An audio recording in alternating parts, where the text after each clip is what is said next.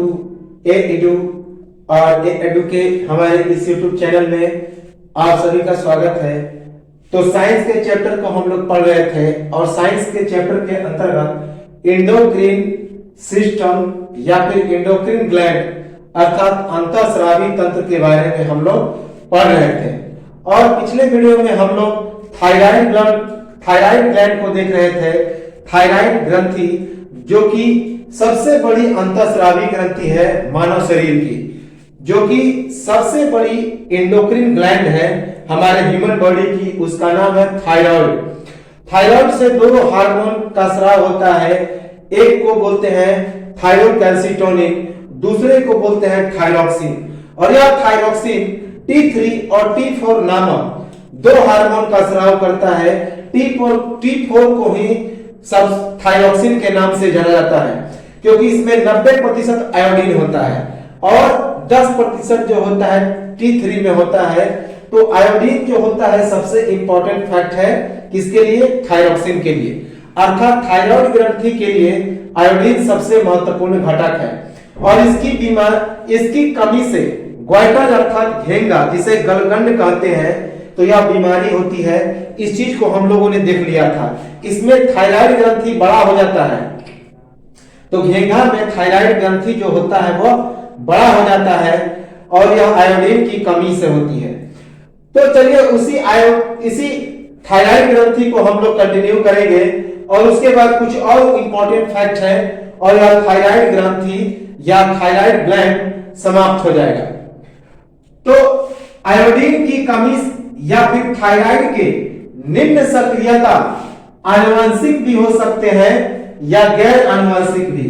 तो हमने बताया था कि दो कंडीशन होते हैं थायराइड ग्रंथि के, एक का नाम है हाइपोथायरॉयडिज्म और दूसरे का नाम है हाइपरथायरॉयडिज्म। हाइपो का मतलब होता है निम्न सक्रियता, अर्थात एक ऐसी स्थिति जिसमें थायराइड ग्रंथि के द्वारा हार्मोन की जो सक्रियता है वह कम होती है, और दूसरी स्थिति जिसमें थायराइड ग्रंथि के द्वारा हार्मोन की सक्रियता ज्यादा होती है। तो जब आयोडीन की कमी या थायराइड के निम्न सक्रियता क्या हो सकती है, तो वह जेनेटिक भी हो सकता है और नॉन जेनेटिक भी हो सकता है, अर्थात आनुवंशिक और गैर आनुवंशिक दोनों हो सकता है। आनुवंशिक का मतलब यदि पिता को है बीमारी तो बेटे को भी होने की संभावना ज्यादा प्रबल रहती है। तो आयोडीन की कमी या थायराइड के निम्न सक्रियता, यह जो निम्न सक्रियता है वह आनुवंशिक भी हो सकता है और गैर आनुवंशिक भी। अर्थात इन hypothyroidism lack of iodine it becomes genetic और नॉन जेनेटिक्स। तो इन हाइपोथायरॉयडिज्म और lack of iodine it becomes genetic और नॉन जेनेटिक। वृद्धावस्था के दौरान थायराइड ग्रंथि के अति निम्न या अल्प सक्रियता के कारण आयोडीन में काफी कमी हो जाती है, या फिर यूं कहें तो हार्मोन में कमी हो जाती है। और इस कमी के कारण एक भयानक रोग होता है जो कि स्वप्रतिरक्षित भी कहा जाता है। अर्थात अपने आप ही धीरे धीरे क्या होने लगता है, तो कम होने लगता है। स्वप्रतिरक्षित रोग होता है जिसका नाम है हाशिमोटो। तो इसका नाम क्या है? हाशिमोटो। और इसे थायराइड की आत्महत्या कहते हैं।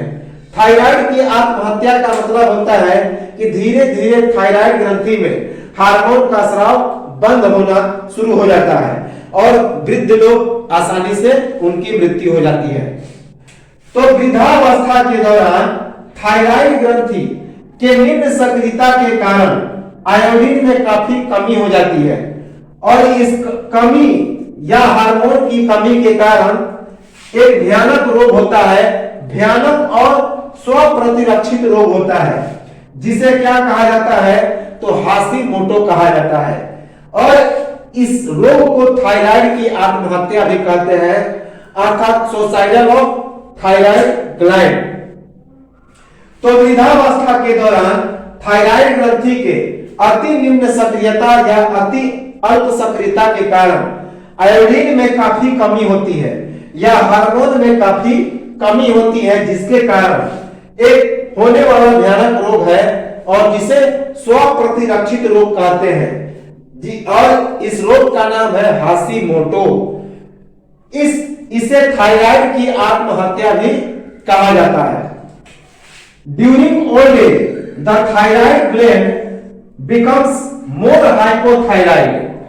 So in this situation, iodine becomes very low in our body, and by this situation, a dangerous and autoimmune disorders occurs called Hashimoto. It is also called suicidal of thyroid gland. During old age, the thyroid gland becomes more hypothyroided. So in this situation, iodine becomes very low in our body, and by this situation, a dangerous and autoimmune disorder occurs called Hashimoto. It is also called suicidal of thyroid gland. Thyroid ग्रंथि के अति सक्रियता का क्या कारण होता है? तो अधिक भोजन करना और उसके बाद कुछ संक्रामक रोग उत्पन्न हो जाता है, जैसे कि खसरा, क्षय रोग, इन्फ्लुएंजा आदि। तो थायराइड ग्रंथि के अति सक्रियता का सबसे इंपॉर्टेंट कारण है अत्यधिक भोजन करना।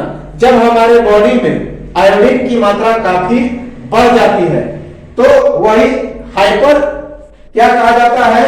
तो उसे हाइपरथायरॉयडिज्म कहा जाता है।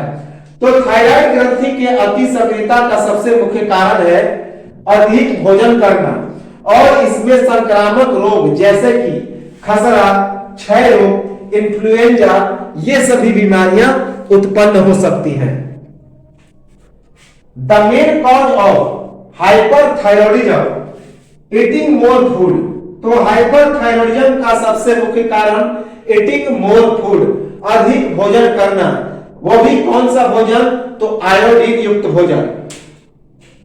Eating more food than requirement, communicable disease like measles यानी कि खसरा, ट्यूबरक्लोसिस अर्थात क्षय रोग जिसे टीबी कहते हैं, इन्फ्लुएंजा etc.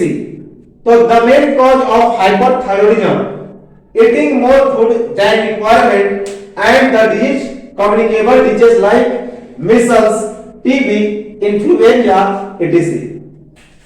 अति सक्रियता के कौन कौन से लक्षण होते हैं? तो इसके क्या क्या सिम्पटम्स हैं? अति सक्रियता के लक्षण, सिम्पटम्स ऑफ हाइपरथायरॉयडिज्म। तो पहला तो है इसमें शारीरिक कमजोरी हो जाती है। शारीरिक कमजोरी, चिड़चिड़ापन हो जाता है, अनिद्रा अर्थात नींद नहीं लगता है, घबराहट होने लगती है, शरीर उत्तेजित हो जाता है, उत्तेजना बढ़ जाता है, ज्यादा पसीना आता है। तो ये सभी लक्षण दिखाई पड़ते हैं। तो अति सक्रियता के लक्षण अर्थात सिम्पटम्स ऑफ हाइपरथायरॉयडिज्म।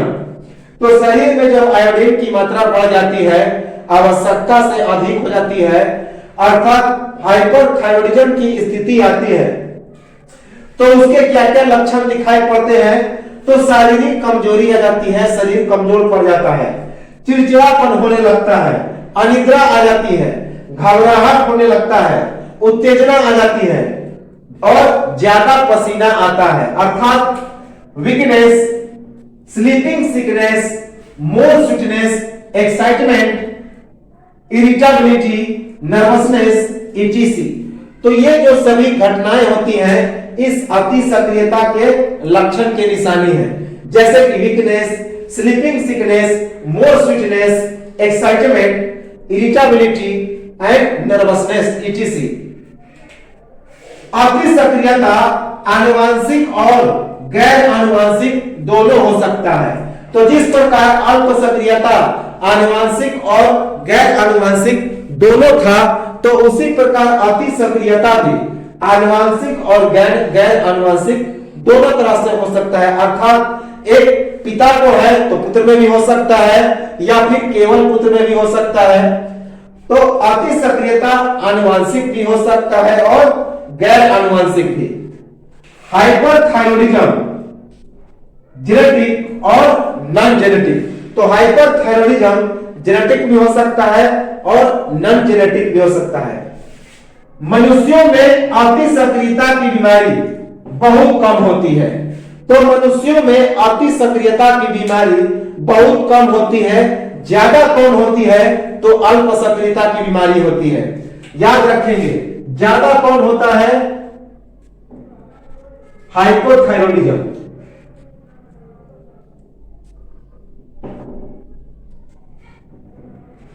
क्योंकि लगभग आयोडीन की कमी महसूस होगी। आयोडीन अधिक है तो उसका कोई ज्यादा बॉडी पर प्रभाव नहीं पड़ पाता है, क्योंकि नमक हम लोग आवश्यकता से ज्यादा खाते ही नहीं। तो इसी कारण हम लोग के शरीर में यह जो अति सक्रियता की बीमारी है वह कम होती है, लेकिन अल्प सक्रियता की बीमारी बहुत ज्यादा होती है। मनुष्यों में अति सक्रियता की बीमारी बहुत कम होती है। In human hyperthyroidism becomes less. In human hyperthyroidism becomes less. बहुत ही कम होती है। और ज्यादा कौन होता है? तो हाइपोथायरॉयडिज्म होता है। ज्यादा वही बीमारी होता है अल्प सक्रियता। अति सक्रियता के कारण या थायरॉक्सिन हार्मोन के ज्यादा बढ़ जाने के बाद एक भयानक रोग होता है जिसे एक्सेप्थाल्मिक कहते हैं। एक्सोप्थाल्मिक गोइटर कहा जाता है। याद रखेंगे, इसे बायऑटुक गलकंड या बायऑटुक घेंगा कहते हैं। तो जब अति सक्रियता हो जाती है तो उस समय थायरॉक्सिन हार्मोन बढ़ जाता है और उसके बाद एक भयानक रोग होता है। तो ऐसा नहीं है कि अति सक्रियता के बाद रोग नहीं होता, तो अति सक्रियता के बाद एक भयानक रोग होता है जिसमें थायरॉक्सिन हार्मोन काफी बढ़ जाता है और उसका नाम है एक्सोप्थाल्मिक गोइटर। याद रखेंगे, एक्सोप्थाल्मिक गोइटर, जिसे बायऑटुक गलकंड या फिर बायऑटुक घेंगा भी कहा जाता है। ड्यूरिंग हाइपरथायरॉयडिज्म और secretion of more thyroxine.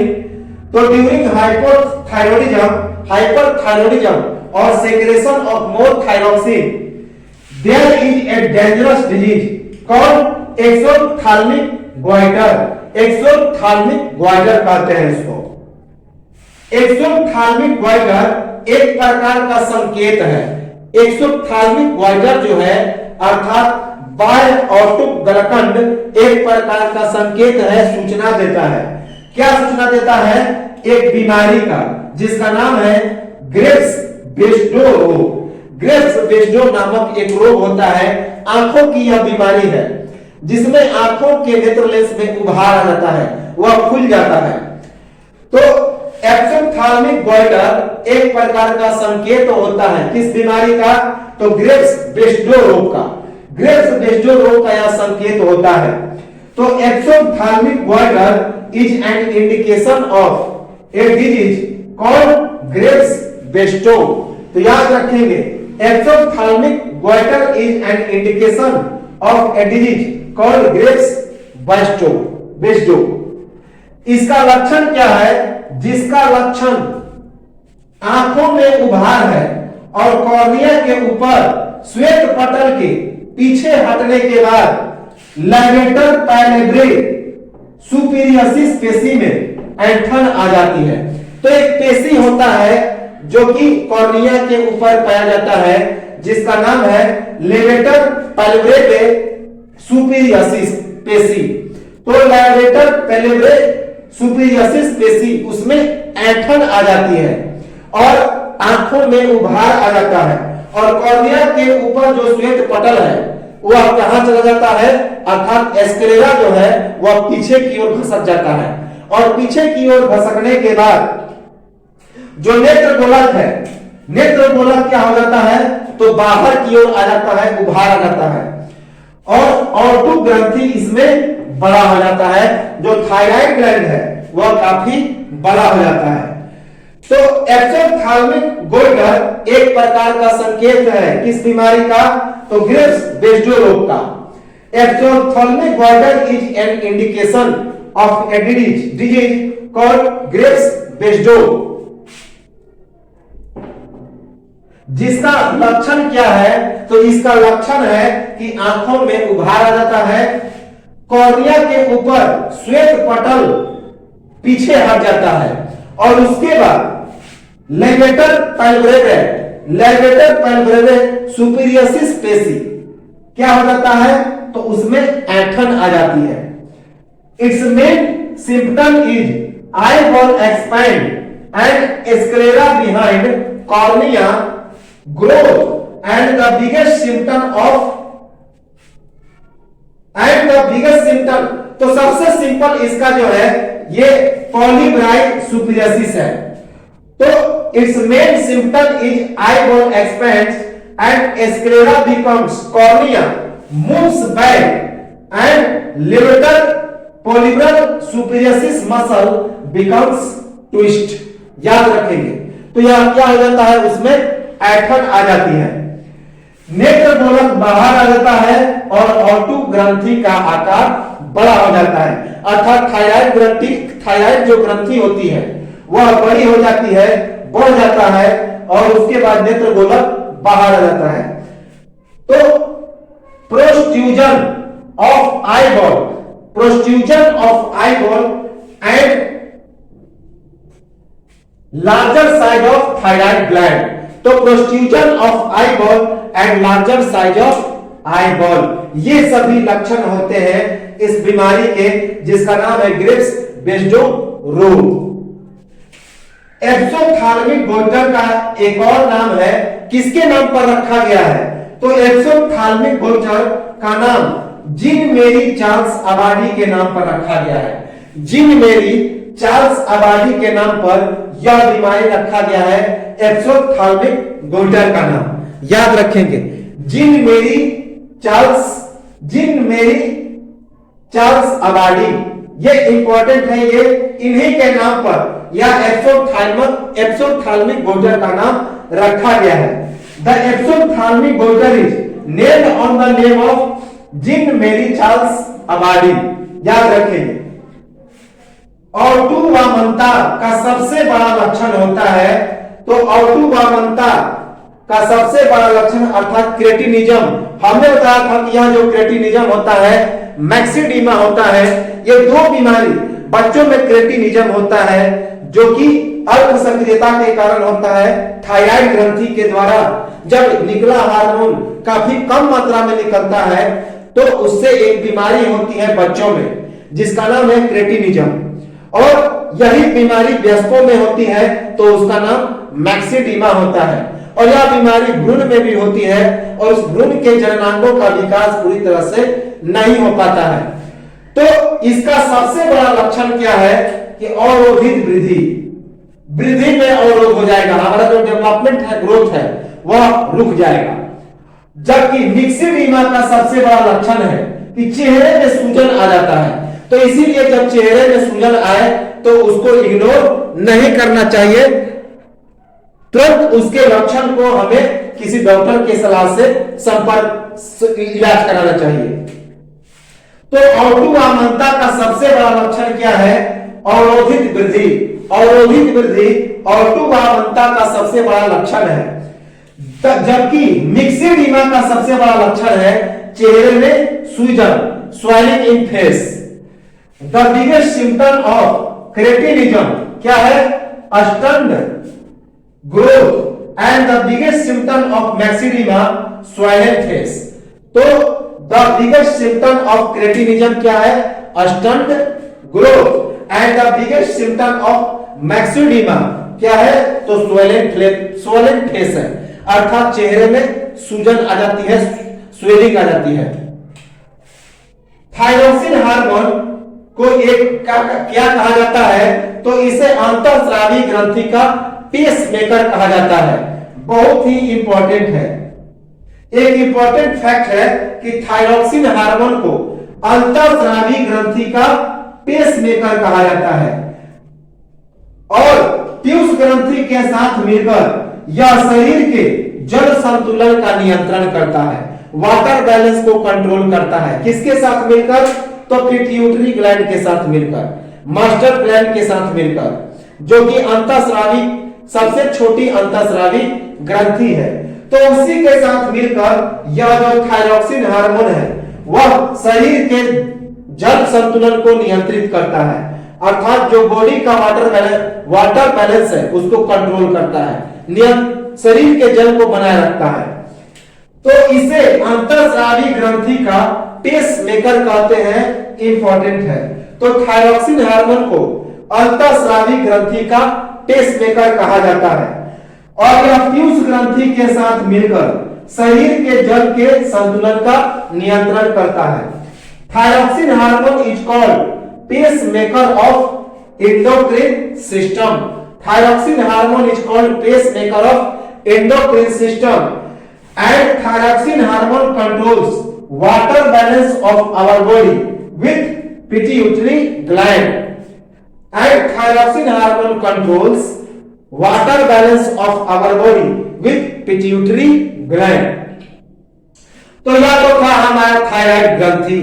Thyroid ग्रंथि से प्रश्न आते हैं, बहुत ही इंपॉर्टेंट है क्योंकि थायराइड ग्रंथि हमारे अंतःस्रावी ग्रंथि का सबसे बड़ा ग्रंथि है। तो सबसे बड़ा अंतःस्रावी ग्रंथि थायराइड ग्लैंड और सबसे छोटी तो पिट्यूटरी ग्लैंड, मास्टर ग्लैंड। इसके बाद अब हम लोग आते हैं इसके ठीक पीछे। तो हमने बताया था कि इस तितली के आकार के थायराइड ग्रंथि में पीछे की ओर इस प्रकार पीछे की ओर संरचना में ये 4 छोटे छोटे ग्रंथियां पाई जाती हैं। दो 4 छोटे छोटे ग्रंथियां, 2 जोड़ी बाएं और 2 जोड़ी दाएं, जिन्हें हम लोग पैराथायराइड कहते हैं, इसे उप ऑटू कहते हैं। यह थायराइड ग्रंथि के बिल्कुल पीछे होता है। तो अब हम लोग शुरुआत कर रहे हैं पैराथायराइड या उप ऑटू ग्रंथि, पैराथायराइड ग्लैंड के बारे में। तो यह कहां पाया जाता है, अर्थात इसकी स्थिति कहां है? तो थायराइड ग्रंथि की पृष्ठ सतह में धंसी हुई 2 जोड़ी या फिर 4 छोटी अंडाकार सी यह एक लाल ग्रंथि है। तो हमने बताया था कि थायराइड ग्रंथि गले में पाया जाता है और यह स्वर यंत्र के नीचे पाया जाता है। तो ठीक जब थायराइड ग्रंथि के पीछे पाया जाता है या कौन, तो पैराथायराइड, अर्थात यह कहां पे पाया जाता है? गला में। तो गले में पाया जाता है पैराथायराइड। तो इसकी स्थिति अर्थात कहां पे पाई जाती है? तो थायराइड ग्रंथि की पृष्ठ सतह में, अर्थात बैक पार्ट में, पीछे में यह धंसी हुई रहती है। धंसी हुई 2 जोड़ी, कितने जोड़ी? तो 2 जोड़ी, अर्थात 4 छोटी छोटी अंडा के आकार से। यह कौन सी रंग की ग्रंथि होती है? तो लाल रंग की ग्रंथि होती है। तो इसकी स्थिति है थायराइड ग्रंथि की पृष्ठ सतह में धंसी हुई 2 जोड़ी या फिर 4 छोटी छोटी अंडा आकार से लाल ग्रंथि। इसकी पोजीशन है in the back surface of thyroid gland and there are 2 pairs और 4 small oval size red gland and these are sick in the back part of thyroid gland। तो its position is in the back surface of thyroid gland and there are 2 pairs or 4 small oval sided red gland and these are sink in the back part of thyroid gland। इसका जो वजन होता है 0.01 से लेकर 0.03 ग्राम के बराबर होता है। तो इसका वेट कितना होता है? 0.01 से लेकर 0.03 ग्राम तक इसका वजन होता है, याद रखेंगे। इसका आकार अर्थात साइज मटर के दाने की तरह होता है, अर्थात पी सीड की तरह। पी सीड अर्थात मटर के दाने की तरह इसका आकार होता है। इसके साथ कई प्रकार की कोशिकाएं और रक्त पात्र उपस्थित है। तो इसके साथ कई प्रकार की कोशिकाएं होती हैं और रक्त का पात्र होता है। ब्लड का एक प्रकार का बर्तन होता है जहां पे ब्लड इकट्ठा होता है। तो पैराथायराइड के साथ कई प्रकार की कोशिकाएं रहती हैं और रक्त पात्र उपस्थित होता है। It has different types of cells and blood substances. तो it has different types of cells and blood substances, किसमें? तो पैराथायराइड या उप ऑटो ग्रंथि। इसमें कौन सी हार्मोन निकलती है? तो इसके द्वारा जो स्रावित हार्मोन है उसका नाम है पैराथॉर्मोन। तो पैराथॉर्मोन इसके द्वारा स्रावित हार्मोन है। तो याद रखेंगे पैराथायराइड ग्रंथि से पैराथॉर्मोन नामक एक हार्मोन का स्राव होता है। पैराथॉर्मोन याद रखेंगे, पैराथॉर्मोन नामक हार्मोन का स्राव होता है किससे? तो पैराथायराइड ग्रंथि से, जिसका मुख्य काम है विटामिन D3 के साथ मिलकर रक्त में कैल्शियम की मात्रा को बनाना या फिर बढ़ाना। तो इसका मुख्य काम होता है कि विटामिन D3 के साथ मिलकर रक्त में कैल्शियम की मात्रा को यह क्या करता है? बढ़ाता है, जबकि कैल्सिट्रोनिन रक्त में कैल्शियम की मात्रा को घटाता है। तो सबसे इंपॉर्टेंट इसका काम है पैराथॉर्मोन अर्थात या पैराथायराइड ग्रंथि का, कि यह रक्त में जो कैल्शियम की मात्रा होता है वह विटामिन D3 के साथ मिलकर उसकी मात्रा को बनाता है या फिर बढ़ाता है। तो इसका मुख्य काम है पैराथॉर्मोन का विटामिन D3 के साथ मिलकर रक्त में कैल्शियम की मात्रा को बनाना। Its main function is creation of calcium in blood with vitamin D3। तो its main function is creation of calcium in blood with vitamin D3। Important है। पैराथॉर्मोन का अन्य नाम है कैलिप का हार्मोन। पैराथॉर्मोन को हम लोग क्या कहते हैं? कैलिप का हार्मोन कहते हैं। याद रखेंगे कैलिप्स हार्मोन। तो other name of parathormone is Collip's hormone. तो कैलिप्स हार्मोन कहते हैं, कैलिप का हार्मोन भी इसे कहा जाता है, किसे? पैराथॉर्मोन को। इंपॉर्टेंट है। पैराथॉर्मोन के द्वारा आंत में कैल्शियम के अवशोषण को बढ़ाना तथा वृक्कों में इसके पुनरावशोषण को बढ़ाना। तो यह जो पैराथॉर्मोन है यह आंत में कैल्शियम के अवशोषण को बढ़ाता है, जबकि वृक्क में इसके पुनरावशोषण को बढ़ाता है। तो वृक्क में बार बार अवशोषित होता है यह जो हमारा पैराथॉर्मोन, तो यह कैल्शियम के अवशोषण को बढ़ाता है। कहां पे? आंत में, इंटेस्टिन में। जबकि जो हमारा वृक्क होता है, जो हमारा किडनी होता है, तो उसमें पुनर्अवशोषण को बढ़ाता है। अर्थात वृक्क क्या करता है कि बार बार कैल्शियम को अवशोषित करता है। तो यह किसके कारण? तो पैराथॉर्मोन के द्वारा होता है। तो पैराथॉर्मोन के द्वारा आंत में कैल्शियम के अवशोषण को बढ़ाया जाता है। अर्थात यह पैराथॉर्मोन आंत में कैल्शियम के अवशोषण को बढ़ाता है, जबकि वृक्कों में यह पुनरावशोषण को बढ़ाता है। रीएब्जॉर्प्शन को क्या करता है? इंक्रीज करता है। तो वृक्कों में पुनरावशोषण को बढ़ाता है, जबकि आंत में कैल्शियम के अवशोषण को बढ़ाता है। तो याद रखेंगे इंपॉर्टेंट फंक्शन है कि पैराथॉर्मोन कैल्शियम का अवशोषण कहां पे बढ़ाता है? तो आंत में, जबकि कैल्शियम का पुनरावशोषण कहां पे बढ़ाता है? तो वृक्कों में अर्थात किडनी में। Parathormone increases the absorption of calcium in intestine and reabsorption in kidneys। तो parathormone increases the absorption of calcium in intestine but reabsorption increases in kidneys। रक्त में कैल्शियम की इस बड़ी मात्रा का उपयोग अस्थि निर्माण तथा दंत निर्माण में तथा कैल्शियम पेशियों के सिकुड़ने तथा फैलने में सहयोग के लिए।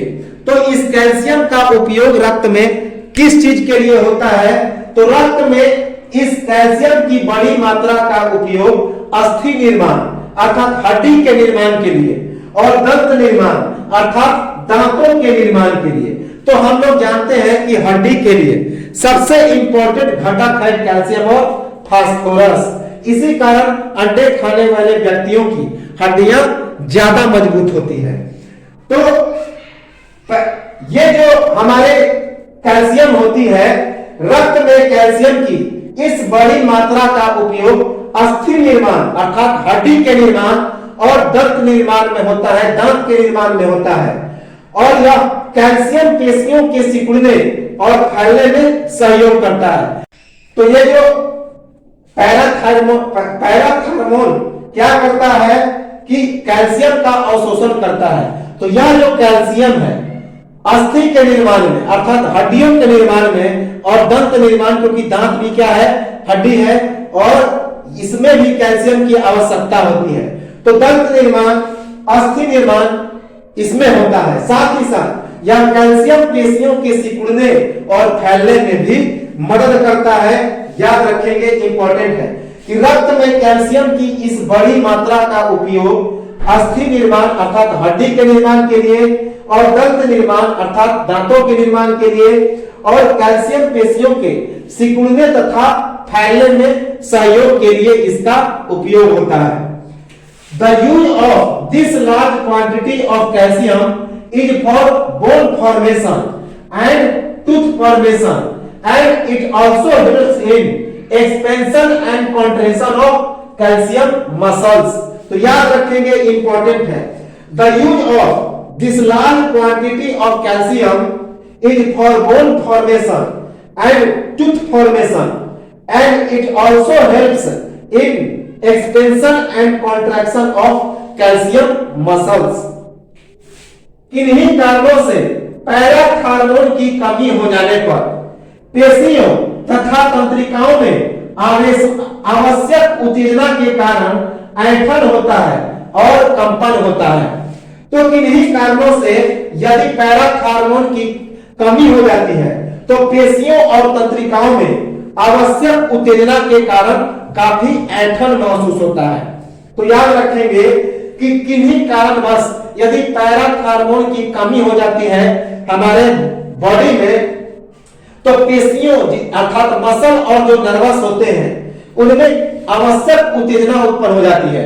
उनमें एक प्रकार का एक्साइटमेंट आ जाता है, जिसके कारण शरीर में ऐंठन होता है और काफी कंपन होता है। तो याद रखेंगे कि किन्हीं कारणों से पैराथार्मोन की कमी हो जाने पर पेशियों और तंत्रिकाओं में आवश्यक उत्तेजना के कारण ऐंठन और कंपन होता है। By any reason, if parathormone hormone decreases, then twitching and vibration due to required excitement in muscle and nervous systems।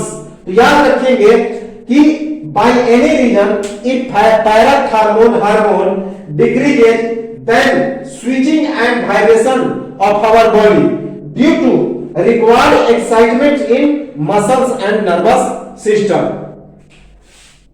कभी कभी पैराथार्मोन, एक याद रखेंगे, पैराथार्मोन को पीटीएच भी कहते हैं। पी का मतलब पैरा, टीएच का मतलब थार्मोन।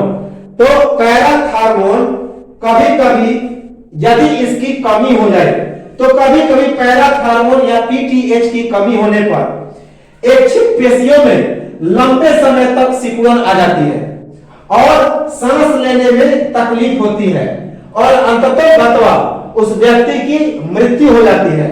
और इस बीमारी का क्या नाम है? तो इस बीमारी का नाम है टीटेनी। बहुत इंपॉर्टेंट है कि इस थायराइड ग्रंथि या थायरोमोन के कमी से, पैराथार्मोन की कमी से कौन सा रोग होता है? तो उस रोग का नाम है टीटेनी। टीटेनी याद रखेंगे।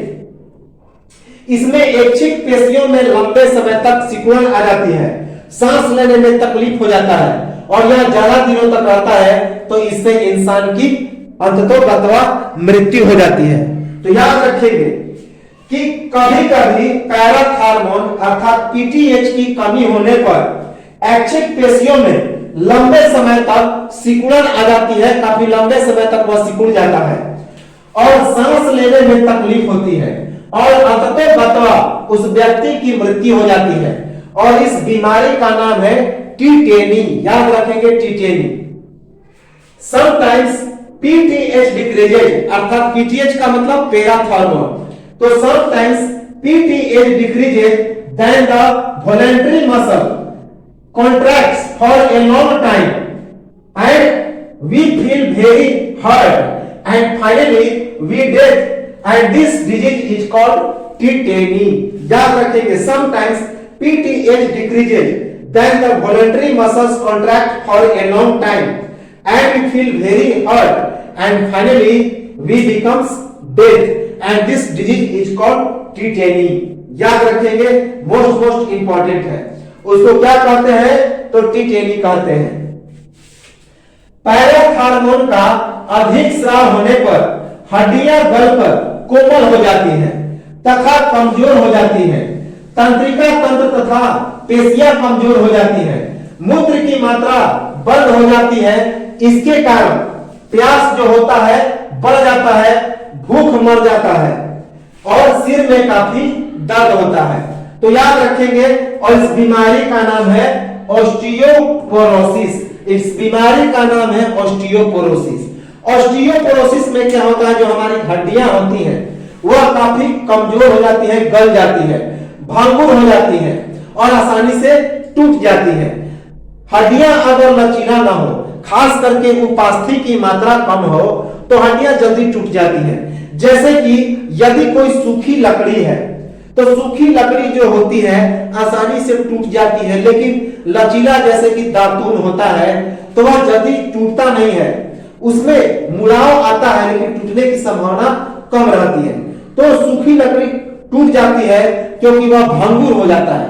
तो ठीक उसी प्रकार से जब कभी कभी अधिक स्राव हो जाता है किसका, पैराथॉर्मोन का, तो उसमें हड्डियां गलकर कमजोर हो जाती हैं, कोमल हो जाती है और आसानी से टूट जाती है। तंत्रिका तंत्र और पेशियां भी कमजोर हो जाती है। उसके बाद मूत्र की मात्रा काफी कम हो जाती है, जिसके कारण बार बार प्यास लगता है और भूख मर जाता है। और उसके बाद भूख मरने के बाद सिर में काफी क्या आएगा, तो तकलीफ होगा, सिर में दर्द आएगा। तो इस बीमारी का नाम है ऑस्टियोपोरोसिस। इस बीमारी का नाम है ऑस्टियोपोरोसिस। इस डिजीज का नाम है ऑस्टियोपोरोसिस। तो कभी कभी पैराथॉर्मोन का अधिक स्राव होने पर हार्मोन बढ़कर कोमल हो जाता है तथा कमजोर हो जाता है। तंत्रिका तंत्र तथा पेशियां कमजोर हो जाती है। मूत्र की मात्रा बंद हो जाने से प्यास बढ़ जाता है, भूख मर जाता है और सिर में दर्द होता है। और इस बीमारी का नाम है ऑस्टियोपोरोसिस। याद रखेंगे, when parathormone more secretes then bone becomes soft after decompose, bones becomes weak, nervous systems and muscles। याद रखेंगे, और जो मसल्स होता है वह क्या हो जाता है, बिकम वीक हो जाता है, कमजोर। And the secretion of urine increase so that we feel less hungry, more thirsty and more headache।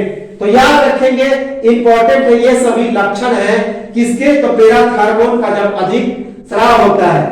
when parathormone more secretes then bone becomes soft after decompose, bone become weak, nervous systems and muscle becomes weak and the secretion of urine increase so that we feel less hungry, more hungry, less hungry, अर्थात क्योंकि उसमें भूख मर जाता है। तो less hungry and more thirsty, प्यास ज्यादा लगती है, and more headache, सिर में दर्द आता है। इस बीमारी का नाम है ऑस्टियोपोरोसिस। रक्त में कैल्शियम की मात्रा पैराथॉर्मोन के द्वारा बढ़ाने की प्रक्रिया को हाइपरकैल्सीमिया कहा जाता है, जबकि थायरोटोनिन के द्वारा रक्त में कैल्शियम घटाने की प्रक्रिया हाइपोकैल्सीमिया कहा जाता है। तो हमने बताया था कि रक्त में कैल्शियम की मात्रा कौन बढ़ाता है, तो पैराथॉर्मोन। तो रक्त में कैल्शियम की मात्रा पैराथॉर्मोन के द्वारा जो बढ़ाने की प्रक्रिया होती है उसे हाइपरकैल्सीमिया कहते हैं। जबकि थायरोकैल्सिटोनिन क्या करता है, वह रक्त में कैल्शियम की मात्रा को घटाता है। तो थायरोकैल्सिटोनिन के द्वारा रक्त में कैल्शियम की मात्रा को घटाने की प्रक्रिया हाइपोकैल्शियम कही जाती है, hypocalcium. Parathormone increases the quantity of calcium in blood called hypercalcium and thyrocalcitonin decreases the quantity of calcium in blood and this is called hypocalcitonia. तो parathormone increases the quantity of calcium in blood called hypercalcaemia and thyrocalcitonin decreases the quantity of calcium in blood and this is called hypocalcitonia, hypocalcitonia. तो ये तो था हमारा parathyroid या उप auto ग्रंथि, parathyroid gland. अगले वीडियो में हम लोग मिलेंगे अग्नाशय ग्रंथि अर्थात पैंक्रियाज के बारे में और देखेंगे अधिवृक्क को अर्थात एड्रिनल को देखेंगे जो कि वृक्क में पाया जाता है। तो एक स्क्रीनशॉट लें और मिलते हैं हम लोग अगले वीडियो में अग्नाशय ग्रंथि को लेकर। तब तक